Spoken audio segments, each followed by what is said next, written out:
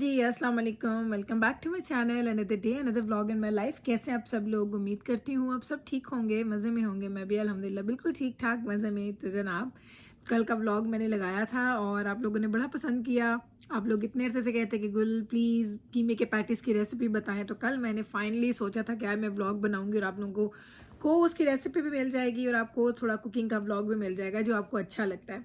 तो आप लोगों ने पसंद किया और ये रमज़ान के लिए बहुत अच्छी रेसिपी है, ज़रूर ट्राई कीजिएगा। फिर आपको पता चलेगा कि जो आप बाहर से लेके खाते हैं और जो आप घर में बनाते हैं उसमें टेस्ट में और उसके टेक्सचर में कितना फ़र्क होता है। उसके साथ साथ मैं कल कैमरा के सामने आई, लेकिन आप लोगों में से किसी ने नोटिस नहीं किया क्योंकि शायद कैमरा दूर रखा हुआ था। मैंने कल स्टैंड पे लगाया हुआ था कैमरा, तो आप लोगों ने कुछ नोट नहीं किया। और दूसरा, दो चीज़ें थी। एक तो ये कि मुझे थोड़ा हो रहा था फ्लू, थोड़ा थोड़ा, लाइक ऐसा नहीं है बहुत ज़्यादा। जिब्राइल को हुआ तो जिब्राइल से मुझे लगता है अब मुझे भी हो गया, तो थोड़ी सी आवाज़ शायद आपको चेंज लग रही होगी, तो थोड़ा सा वो फ्लू का असर है। और दूसरा एक, अगर आप लोगों ने नोट किया हो तो आपको मेरे सर पे एक निशान नज़र आएगा यहाँ पे। आई डोंट नो कैमरा उसको कैसे कैप्चर कर रहा है। तो ये है जी निशान, और ये बहुत गहरा हो गया था। कल भी जब मैंने व्लॉगिंग की थी तो मैंने इसको छुपाया हुआ था, थोड़ा कंसीलर लगा के थोड़ा सा उसको हाइड किया हुआ था क्योंकि मुझे अच्छा नहीं लग रहा था। जो मुझे देखता है वो भी कहता है गोल क्या हुआ तुम्हारे चेहरे पे, क्या हो गया? तो मैंने कहा चले आज आप लोगों को बता देती हूँ हुआ क्या, जिसकी वजह से ये हुआ है ये ज़ख्म का निशान। तो वो कौन है? वो है जी कल्प्रिट जो है ना, वो ये है। तो क्या हुआ कि ये बात है सैटरडे के संडे की बात है। उसके अच्छा, सैटरडे संडे को मैं तैयार हो रही थी, तो मैं बाल अपने स्ट्रेट नहीं करती क्योंकि माशाल्लाह अच्छे बाल हैं। लाइक बहुत ज़्यादा डेड स्ट्रेट नहीं है मेरे बाल, लेकिन मेरे बाल स्ट्रेट हैं। मेरे बाल करली नहीं है, मेरे बाल वेवी हैं, करली नहीं है। तो मैंने क्या किया, मैंने यहाँ से अपने बाल मैं निकालती हूँ जब मैं बड़ा कोई अच्छा तैयार होने के मूड में होती हूँ, ऐसे ऐसे करके ना बालों को मैं स्ट्रेट करती हूँ। तो जैसे मैं इसको ऐसे स्ट्रेट करने लगी ना, ऐसे स्ट्रेट करने लगी, मेरे हाथ की डायरेक्शन ये थी, मैंने ऐसे इसको करना था स्ट्रेट। अच्छा, तो मुझे लगा एक सेकंड के लिए, मुझे लगा ना, देखिए जैसे फॉर एग्जांपल ये मैंने पकड़ लिए हैं बाल, तो एक सेकंड के लिए आपको लगे कि आपको ना कुछ हुआ है यहाँ पे ना फोरहेड पे। मैंने नोटिस नहीं किया, मैं ऐसी ढीठ थी ना, मैं लगी हूँ बाल स्ट्रेट कर रही हूँ, बाल स्ट्रेट कर रही हूँ। तकरीबन मुझे 2-4 मिनट लगे होंगे। मैंने इधर के बाल थोड़े स्ट्रेट किए, इधर के थोड़े बाल स्ट्रेट किए, और ना मुझे लगा ना यहाँ पे कुछ हुआ था। लेकिन मैंने जब गौर किया मुझे कोई निशान नज़र नहीं आया और दर्द भी नहीं था उस वक्त के लिए। मुझे एक सेकंड के लिए लगा था, लेकिन मुझे दर्द नहीं हुआ। हम लोग बाहर चले गए, जब मैं बाहर से वापस आई तो बेबस कहती है अम्मा आपके फोरहेड पे क्या हुआ? मैंने कहा क्या हुआ? कहती है आपका फोरहेड ना रेड है, कोई निशान है, कोई आपको चोट लगी है? मैंने कहा नहीं, मुझे तो कोई चोट नहीं लगी। मैं भूल गई कि मैं सुबह जाने से पहले मैंने क्या काम किया था। तो मैंने बेबस को बोला नहीं मुझे तो चोट नहीं लगी है। थोड़ी देर बाद जब मैं शीशे में गई, मैंने देखा हाय अल्लाह, मैंने कहा ये तो मैंने सुबह स्ट्रेटनर यूज़ किया था, तो ये स्ट्रेटनर की ना निशान है। तो ये रेड हुआ, पहले पहले ये सारा रेड हो गया था। रेड के बाद ये अजीब पर्पल सा हो गया, फिर अब ये इसके ऊपर स्कैब सा बन गया, और अभी भी आप ट्रस्ट करेंगे मुझे बिल्कुल इसका दर्द नहीं हुआ। तो मुझे बेबस कहती है अम्मा आपको पता है, क्योंकि बेबस के तो बाल डेड स्ट्रेट हैं, लाइक इतने स्ट्रेट है ना कि हम कभी कभी उसके स्ट्रेट बालों से तंग आ जाते हैं। तो कहती है अम्मा आपको पता है मेरी फ्रेंड्स जो स्ट्रेट करती है ना, तो कभी उनकी गर्दनों पे लगा होता है, कभी उनके मुंह पे लगा होता है, कभी कहीं कभी कहीं, कभी कान जला लेती हैं। तो अम्मा ये तो बहुत सारे लोग ना आप जला लेते हैं अपने आप को ना स्ट्रेटनर के साथ। तो मैंने कहा मेरा बेटा मुझे तो पता ही लगा। नवीद मुझे कहते तुम कैसी हो भाई, तुम अगर जल गई थी तो कोई इसके ऊपर चीज़ लगा देती, इसका स्कैब नहीं बनता या ठीक रह जाता। तो मैंने कहा मुझे एहसास ही नहीं हुआ कि मेरे साथ कुछ हुई है। तो ये हुआ था मेरे साथ। तो ये है जी वो कल्प्रेट जिसने मुझे चोट लगाई यहाँ पे, और अब देखें कितने दिन इसका रहता है निशान। स्कैब है, मुझे लगता है उतर जाएगा। बस ये दुआ कर रही हूँ कि कोई परमानेंट निशान ना छोड़ दे, क्योंकि परमानेंट निशान होगा तो फिर मुझे फिक्र होती है। वैसे आपको सच बताऊँ, मैं हमेशा कहती हूँ मुझे ये बिल्कुल नहीं होता कि रंग गोरा है, रंग काला है, रंग सांवला है, रंग कैसा है। रंग आपका जैसा भी है ना, क्लीन होना चाहिए आपका। बस थोड़ा मुझे क्लीन स्किन का होता है, मुझे उसके अलावा नहीं होता। जब मुझे दाने भी निकलते हैं ना, मुझे छोटे छोटे दाने निकलते रहते हैं। आई डोंट नो आपको कभी कभी नजर आते होंगे, हल्के हल्के छोटे छोटे कभी दाने निकल आए ना, तो मैं परवाह नहीं करती। बस मुझे ये होता है कि जब दाना ठीक हो ना, तो उसका कोई निशान ना छोड़ जाए वो, उसके लिए थोड़ी सी मैं केयर करती हूँ। वरना मुझे परवाह नहीं होती कि ठीक है अब खैर है, जैसा हो रहा है होता रहेगा। ये चीज़ें ज़िंदगी का हिस्सा है। अगर इस तरह की हम फैशन करेंगे तो इस तरह की चीज़ें आपकी ख़राब हो भी जाती हैं। और बस ये फ्लू का है थोड़ा, मुझे लग रहा है कि जैसे आपको लग रहा होगा मेरा नोज़ भी रेड हुआ है, लाइक मेरा चेहरा ना थोड़ा रेड रेड है। जैसे आप सो के उठते ना तो आपको फील होता है कि आपका चेहरा रेड हुआ है। मुझे आजकल वो सारा आज पूरे दिन से वो फीलिंग हो रही है।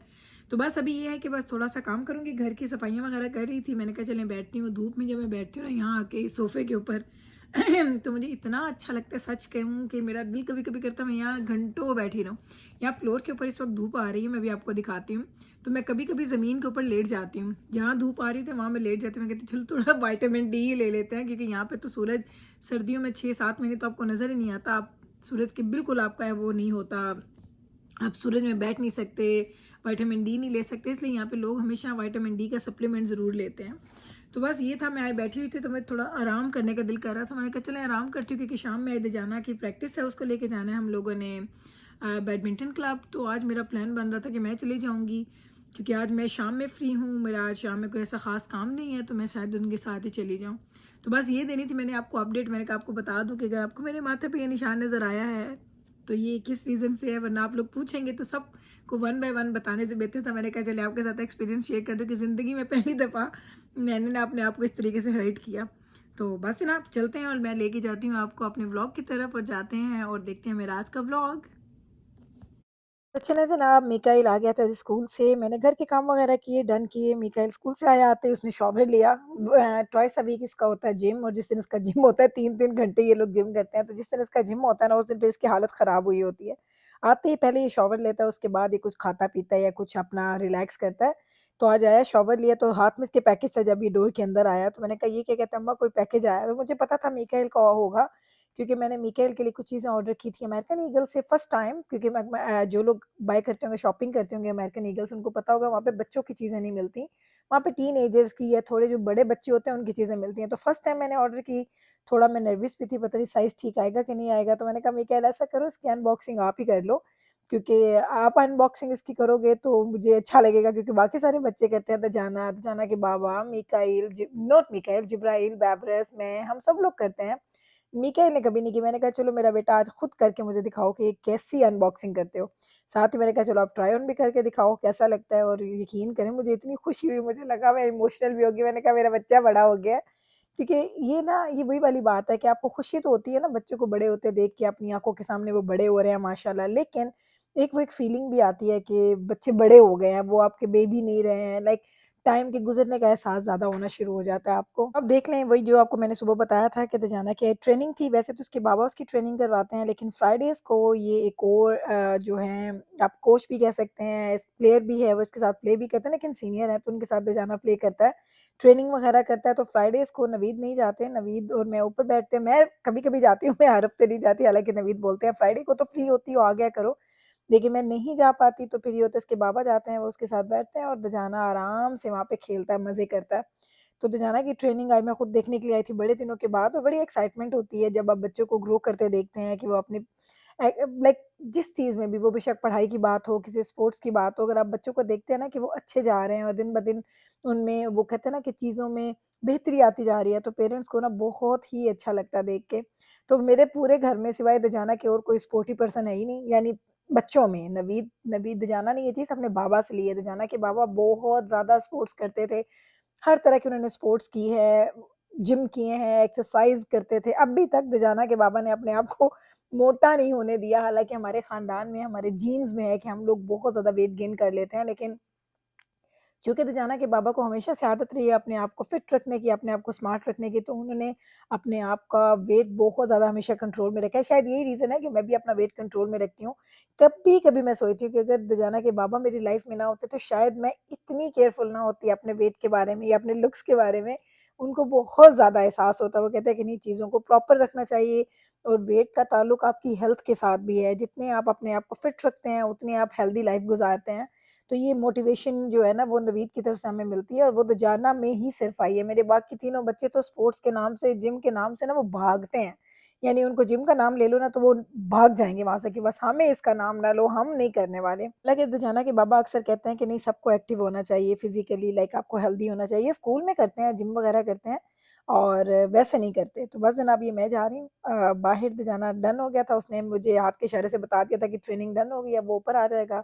हमारी पाकिस्तान से कॉल आ गई, तो हमने सोचा चलें जल्दी निकल जाते हैं, हम लोग कार में जाके बैठते हैं, क्योंकि कार के साथ जब वो फ़ोन कनेक्ट हो जाता है ना, तो बात करना ईज़ी हो जाती है। वैसे कान के साथ फ़ोन लगा के बात करने में मुझे बिल्कुल भी मज़ा नहीं आता। मैं भी मोस्टली जब किसी से लंबी गप्पें लगानी होती है ना, तो मैं भी एयरपॉड्स लगा लेती हूँ और फिर मैं फ़ोन रख देती हूँ, क्योंकि फ़ोन हाथ में पकड़ के तो फिर आप बन जाते हैं ना कि आपने सिर्फ़ उस वक़्त कॉल ही लेनी है। मैं क्या करती हूँ, मैं एयरपॉड्स लगा लेती हूँ और मैं आराम से 2-2 घंटे किसी से गप्पे लगानी है, कोई कोई ड्रामा देखना है, कुछ भी करना है, तो मेरे हाथ जो है ना वो फ्री होते हैं, ताकि मैंने जो एक्टिविटीज़, जो काम अपने करने हैं मैं वो कर लूँ। बाकी सारी खैर है, बाकी चीज़ों का मुझे नहीं होता कि चलिए ठीक है, यानी आप बातें करते रहें तो काम भी जल्दी हो जाता है और आपको मज़ा भी आता है। और जनाब सबसे ज़रूरी बात जो मैंने स्टार्ट में नहीं की, क्योंकि स्टार्ट में बात मैंने अपनी बात से स्टार्ट की थी, तो मैंने आपको कहना था कि आज शब बारात थी। उम्मीद करती हूँ और दुआ करती हूँ कि अल्लाह ताला करे कि आने वाला ये पूरा साल हमारे लिए नेक और खुशियों का साल हो, हमारी ज़िंदगी में खैरियत रहे और अल्लाह ताला हमें सेहत तंदुरुस्ती दे और अपने रास्ते पे चलने की तौफ़ीक दे। आमीन सुम्मा आमीन। आप लोग भी प्लीज़ जब भी दुआ करें तो मेरी फैमिली को अपने दुआओं में ज़रूर याद रखिएगा, क्योंकि यही वो एक चीज़ है जिसकी मैं ऑलवेज़ आपसे रिक्वेस्ट करती हूँ कि दुआओं में हमेशा मुझे याद रखें, मेरी फैमिली को याद रखें, क्योंकि इसकी ज़रूरत हर वक़्त हर किसी को रहती है। तो चलें जनाब, यही था जी मेरा आज का व्लॉग। उम्मीद करती हूँ आज का ये व्लॉग आपको अच्छा लगा होगा। अगर अच्छा लगा है तो कल फिर मिलते हैं सेम टाइम पे, सेम चैनल पे एक और नए व्लॉग के साथ। तब तक रखिएगा आप अपना ख़्याल, हमें रखिएगा दुआ में याद। टेक केयर जी। अल्लाह हाफ़िज़।